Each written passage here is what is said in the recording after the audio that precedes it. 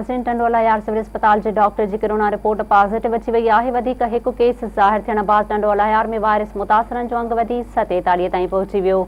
उन हवाले से मालूम करने के लिए राब्तो किया है टंडोला यार में मेहरान टीवी के रिपोर्टर नसीर शाह से। जी नसीर शाह, तफ़सीलन का आगाह कजो।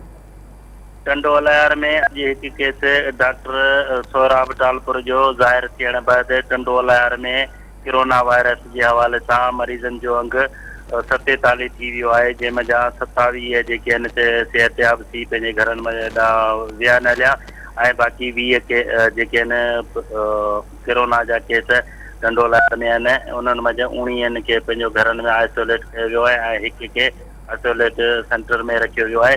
ऐं जॾहिं त टंडोला में रोज़ानी जे बुनियाद ते केस वधी रहिया आहिनि, जेके डॉक्टरनि जी टीमुनि पारां जेके केसनि जे हवालनि सां टेस्टूं करायूं पियूं वञनि ऐं केस रोज़ानी वधी रहिया आहिनि।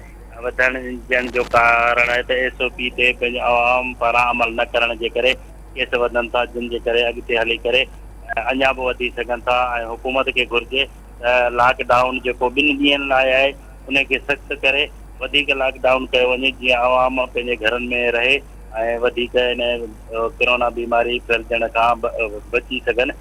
जी नसीर शाह, मुंहिंजी मेहरबानी।